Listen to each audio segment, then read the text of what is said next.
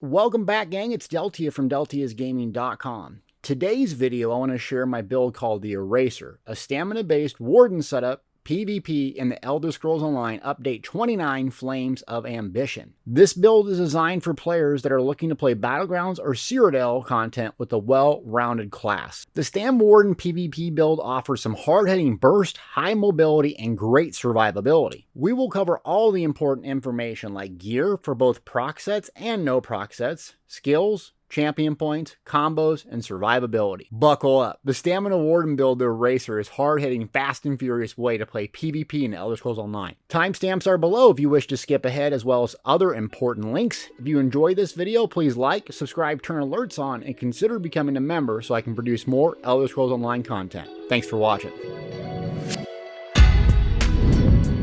Okay, first thing up is the gear. So this is just buff with weapon damage. I'm at 5,700 weapon damage, and we'll kind of go over exactly what to run and why I do this, and you can see the max stats. So the Warden's going to use all three pools for resources: health, stamina, and magic. So we want a really balanced gear setup that's going to reward us for a lot of max stats and a lot of weapon damage. So we're going to go over the proc sets first, because those are likely to stick around here in the future in Elder Scrolls Online. So this is kind of the setup that I run. The main 5-piece I run is Eternal Vigor. This is an overland set, very easy to find, and you can essentially, it adds a lot of recovery while your health is above 50%, and then switches to a lot of health recovery when it's below.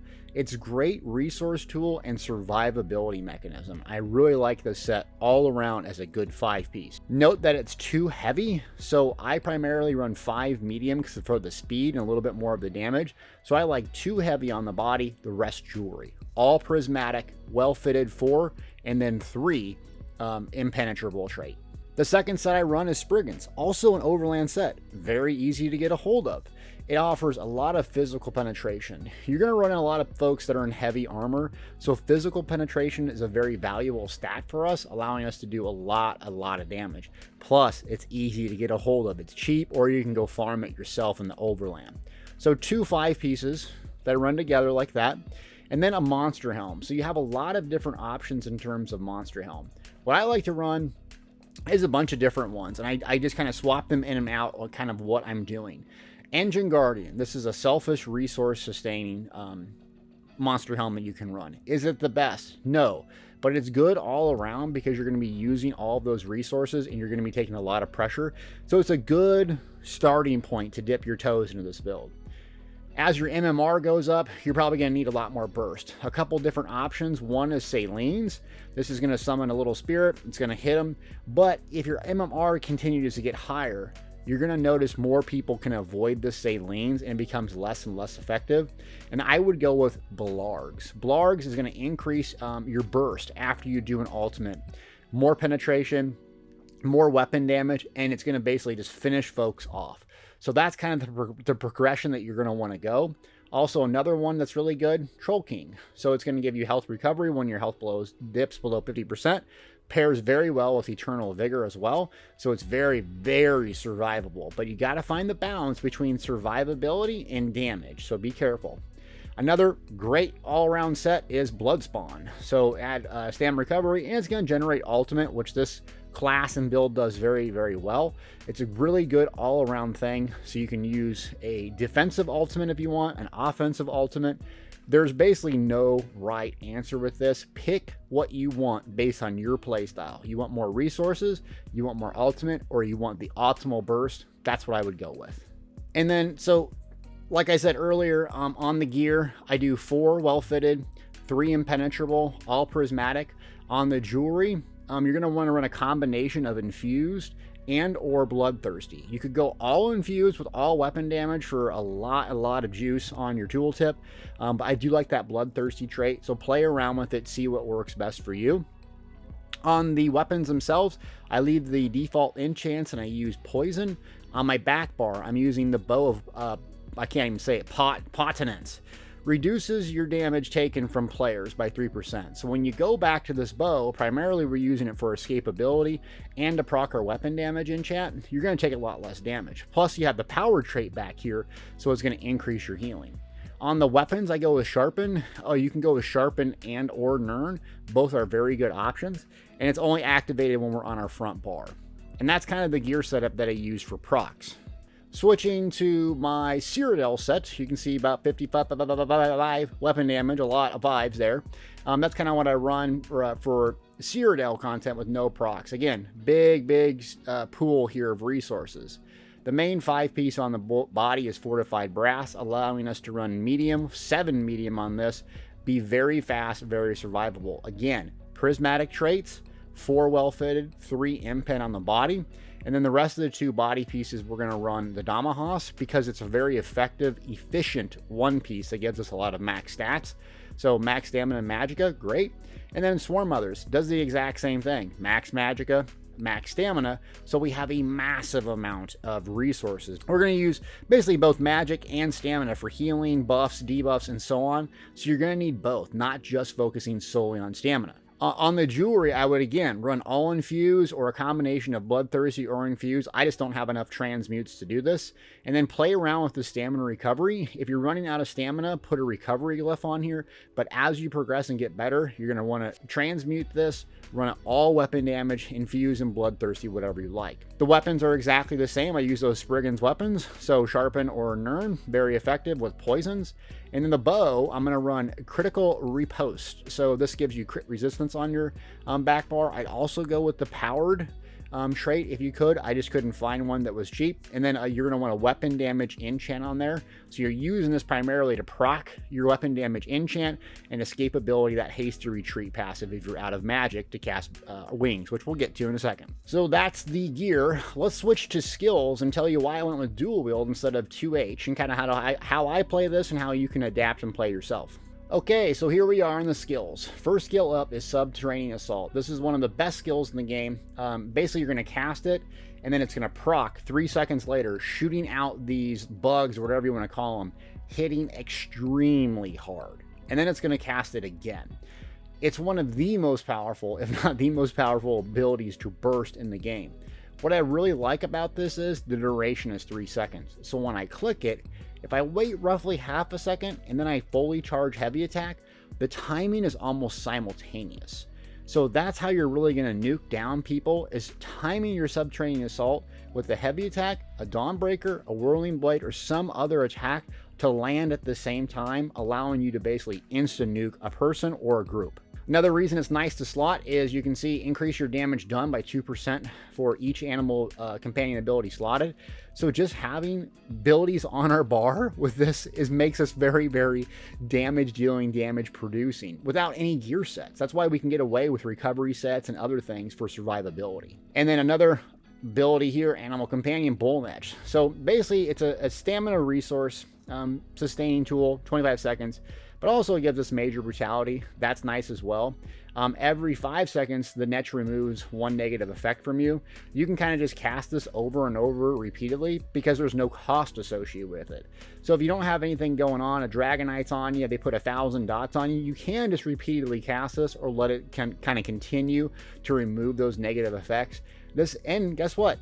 Well, having it slotted makes us do more damage. So it's a free ability, gives us a buff, restores resources, and removes negative effects. Incredible ability. Speaking of incredible, Birds of Prey.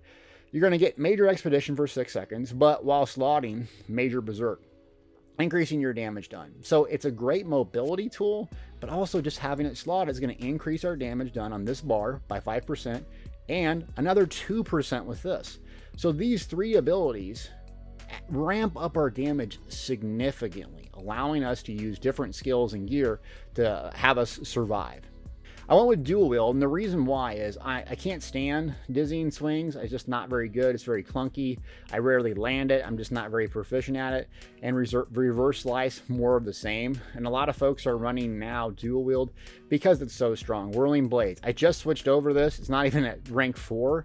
But it's AoE in a circle, a radius of 6 meters. It's going to get progressively harder hitting at 50% or lower. It's basically your execute, but it comes with a caveat. It's great AoE as well, and it can be a decent spammable right around 50% or lower. It's going to pair very well with our bursting tool, Subterranean Assault. So you're going to hit them, hold down that heavy attack, try to land it at the exact same time, and if you do, you might be able to hit a Whirling Blades and finish off an opponent in basically just a split second. I do go with Shrouded Daggers as a main spammable when they're above 50% health. This is very nice, high cost, but the range is fantastic, that it has 22-meter range and it's an instant space attack.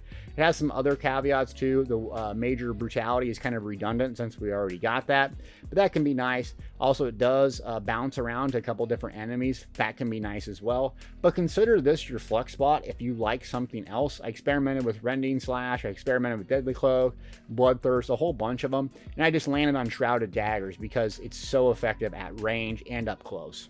The ultimate Dawnbreaker of Smiting has a cast time, hits very, very hard, and it's low cost. Deltiasgaming, man, I'm telling you, it's fantastic, and it has a nice stun. So we don't have a whole lot of on-demand stuns on this class. That's pretty much the big weakness that I see with it. But this is how we get around it. So we're going to have a lot of ulti-gem, and we're going to use Dawnbreaker of Smiting, Subterranean Assault, Whirling Blades to just vaporize people. So that's what you're trying to time. Subterranean Assault, heavy attack, Whirling Blades, and or Dawnbreaker of Smiting. Very easy to do on this build. Just remember, there is a cast time with it, so you're going to have to let that fire off and not block, cancel it, or bar swap. We're going to go back to our bow bar. Primary reason we run bow, twofold, hasty retreat. So we get our major expedition from Birds of Prey, but if we have excessive stamina, we can always just do a dodge roll and get a few seconds of speed here. Also, our weapon damage enchant is going to be on the back of our bow, so we can proc that before we charge in. That's why we're using the bow. So I don't even have any bow skills slotted. I was going sword and shield, and I was using the ultimate, but I kind of fell off of that, and like that I can use the bow, get some ultimate regenerating at range. I got this hasty retreat passive, and I can just tag people around the corner. Fantastic. It's not even leveled up. Look, just switched it. Let's start with the ultimate first. There's a whole bunch of different choices that you have. So Green Balance is Enchanted Forest. The reason I like this is as a burst heal if I get low. Plus, it's going to generate 20 ultimate if the initial heal is used on a friendly target under 50% health, which is primarily when I'm going to use it. So it's almost like a free ability. It comes up so often. It's great for solo and group because I can heal as a stamina user and heal significantly. So I can place it down, kind of regroup, get gassed up, get my ultimate generating, get some resources, and go back into the fight. So it's very cheap, very easy to get a hold of, and always keeps me up. Another ability, no brainer here, Permafrost. This is a lot more cost, but it's just an absolute wrecker. Major protection for now allies in the area. It's going to reduce their movement speed. It's going to hit very hard. It's incredibly annoying to get hit by this. The only problem is it does cost 200 ultimate. So I like the lower cost ultimates and ones that primarily heal me. And that's why I went with Enchanted Forest over Permafrost. Now let's get to the buffs and what we're using. Ice Fortress here. Massive magic cost, but it does have a 24-second duration. You notice there is a radius with this. So what you do is you cast this, you're going to get protection, major resolve, increasing your physical and spell resistance by that amount. And you and your allies. So it's a fantastic group buff that you can use if folks are close to you, 8-meter radius. And also you gain minor protection. So you're going to get a lot of resistance, minor protection, and you're going to buff your group. It's just freaky powerful. Speaking of freaky powerful, Shimmering Shield, another freaky powerful one. This is how we deal with projectiles. Again, a high magic cost, the duration is low, but it's going to be able to absorb projectiles and essentially generate ultimate in doing so, and a little bit of magic recovery as well. So if you're getting sniped or them sorks are shooting off crystal frags at you, you want to avoid them, but you can kind of use this to get your ultimate up, get it going and rocking and rolling back in there. Also, I will pre-cast this if I'm going to go into a heavy fight where I know I'm going to take a lot of, getting a lot of peppered by snipes and crystal frags. I will cast it, but be aware of your magic, okay? Between this ability and your Ice Fortress, you're going to have a lot less magic if you just kind of spam this repeatedly. Coming to the medium armor, the Shuffle skill, this is my major evasion buff, so it's going to limit the amount of area attack damage I take by 20%. Medium armor, I go with medium armor because I like the passives, like the athletic passive. It's pretty offensive.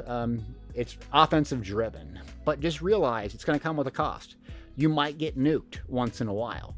Heavy armor, definitely more protected, but I like the Shuffle, high mobility, high burst. It just comes with a cost. You will get nuked once in a while. So if you can live with that, this is fantastic. So I go with Shuffle. That way I can cast it and remove snares and immobilizations and grants me immunity for a few seconds, or 1 second, excuse me. So it's my mobility tool. If someone locks me in as a Dragon Knight, I'll recast it. Or I'll cast it as a pre-buff before I launch into combat to get that major evasion, reducing my area damage taken. Now we get to some other weird stuff here. Arctic Blast, 6 meter radius, an insane amount of magic. But it heals you, and it heals you effectively on a stand build. So we're going to have multiple ways to heal. One is with our magic pool, and one is with our stamina pool. What I'm learning and becoming more effective is using whichever appropriate resource is at the highest, and that will allow you to have a crazy amount of sustain if you kind of focus in on, oh, I have tons of magic, I'm going to use this to heal. Oh, I have tons of stamina, I'm going to use Resolving Vigor. Or you can use both for a heck of a lot of healing. It scales off of max health, another reason to have prismatic traits and keep our health very high. And then you'll notice that this has an added benefit, which is it stuns enemies. If enemies hit by this are affected 3 times, it'll stun them for 4 seconds. So we have limited on-demand stun, but this is one that we can use, and or Dawnbreaker or Smiting. Not the best, but it's something worthwhile. It does a whole lot for us and scales pretty well with this build. And then coming to Alliance War, the standard Resolving Vigor, heal over time. This is pretty much a brand new character, so I'm at Alliance rank 10.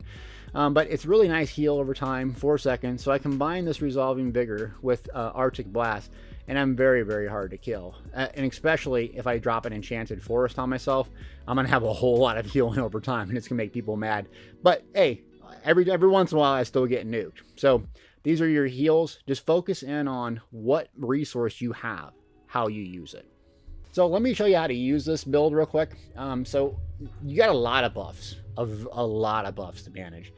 First one in your front bar, you got this, 25 seconds to get my net up, okay? So you see that restoring. Then I got my armor buff, and then I got my shuffle. So those are the 3. The number 1 priority is probably your armor and shuffle, and then your weapon damage. So that's how I would use this. Now once you got that, let's cast the net and actually watch what happens. 1,000, 2, 1,000, 3. Okay, Deltia, you read the tooltip. Why are you telling us this? Shoots it off again. Because if you time it just right, I cast 1,000, 2. I missed it a little bit, but if I cast, wait a split second, channel heavy attack, it almost lands at the exact same time. That's what you're trying to do. So we're going to buff up. We're going to cast it. Split second, and then Dawnbreaker. So I did a heavy attack, my shock went off, and I did a Dawnbreaker. If you hit someone with that combo and line it up like that, they're going to be hurting. And then that's when you use Whirling Blade. And don't forget to light attack weave. Even though this is PvP, you still want your poisons to proc. So you can still do really good with light attack weave. It's not a PvE skill. It's not. And then if you're closing the distance or you just need some filler, Shrouded Daggers is fantastic. So again, the whole premise of this, you have to get this down appropriately. Remember that heavy attacks land, look how far away I am. Right? So I don't need to be right on top of the thing to land a heavy attack. So you can actually cast it right back here. So if I cast my birds, I cast 1,000. See? So it takes about a half a second or about 2 seconds to fully charge heavy attack, but you can land it. You don't have to be right up top. So the key with this ability and landing the combo is registering those heavy attacks at the appropriate distance, and it takes time and you'll get it. On the back bar, you're kind of want to keep those 2 buffs up at all times, and as you're getting peppered with range, you're going to be using your shield. And if you get in trouble with healing, you're going to go bang, Arctic Blast, Vigor, and then drop a forest on you and kind of hang out in this area. Go back, maintain your shocks in your little niche, and get away if you need to with birds. It's incredible. It's an incredible build, incredible class. Oh, it's real good. Champion points, I'm going to go over the shinies. My website has a 1,200 detailed description of what I'm using, but this is what I'm running. Treasure Hunter, I farm PvE stuff, really irrelevant for combat. Rationer adds minutes to food or drink, saves you money. In here, poisons or potions, saves you money. And then out of combat movement speed, moving fast is good. The blue ones are the really big important ones, okay? So deadly aim, increasing single target damage, that's good. And then we're going to go for weapon and spell damage, max stamina. I'm going to get them right here, crit chance, you can get that. and then also max stamina right here. And then you're going down in here. The biggest one is getting 10 to unlock this tree.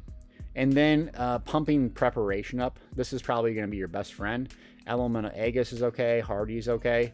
Those are just okay. But this Duelist rebuff is fantastic for reducing the burst on you. So I would focus on getting those blue trees. Penetration is a very valuable stat here in Extended Might. And then just focusing on preparation and the Duelist rebuff to give you a little bit more survivability. Moving over to the red tree. I don't take the armor one, so I take recovery. I take max health. That pairs well with the max health over here. And then we're going to go slippery, so break free. It's going to give us some sustain. Expert evasion, next dodge roll is free. So well-fitted, roly-poly, breaking free is going to cost a lot of stamina. Dodge rollings cost a lot of stamina. Anytime we can reduce that, it's good.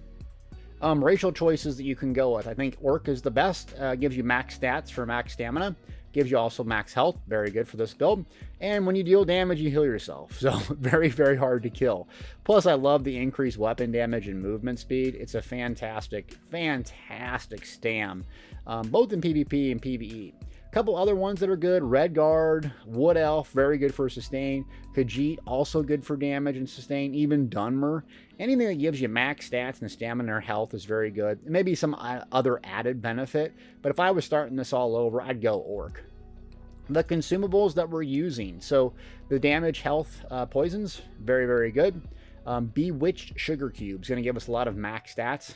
So increase max health, max stamina, and max magic, plus the added benefit of health recovery. It's going to pair very well with Eternal Vigor. And also, that's why we're going to use tripods, because we don't have any resource recovery.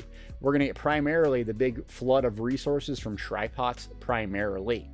You can run some other ones, so Essence of Movability. I like this if I'm playing Chaos Ball, if I'm rushing some area, or if I'm about to go do a huge, massive Dawnbreaker. I need to basically be immune-free. Then Essence of Immovability. This one just has some health with it, so if you get CC'd, you can break free and kind of roll around and get this popped up right after your CC immunity breaks. It's going to be very, very nice that you can go offensive, flip the fight. Last up is Mundus Stone. The Warrior is a very good one, increasing our weapon damage. We're going to want to get around 6k weapon damage. And if you go infuse traits with all weapon damage, enchants, not bloodthirsty, that number will be very, very high. So we're going to do filthy, nasty damage and filthy, nasty healing. Another one you can go with is a Serpent for resource sustain. It's going to give you stamina recovery. The Lover is also good. This is going to give you some physical penetration as well. It just really depends on what you're going for. If you want more healing, if you want more penetration, and so on. But the Warrior is a staple in PvP builds, and it's very flexible and very good. Also, stick with 64 attribute points. Don't overthink it. If you want more health, maybe use a health enchant on your large pieces on your body. Well, gang, that's a build. This is the Warden build.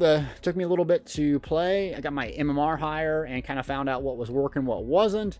It seems very effective, very tanky. It's fast and has crazy, crazy burst, along with really fun, interesting active abilities and passives and group utility. Stamina Warden is one of the strongest, hardest hitting, tanky builds I've ever played, to be honest. And that's kind of why I avoided it for so long, because I didn't want to get off of it. So it's a lot of fun. I hope you like this video, and we'll be doing some more PvP along with PvE builds. So thanks for watching.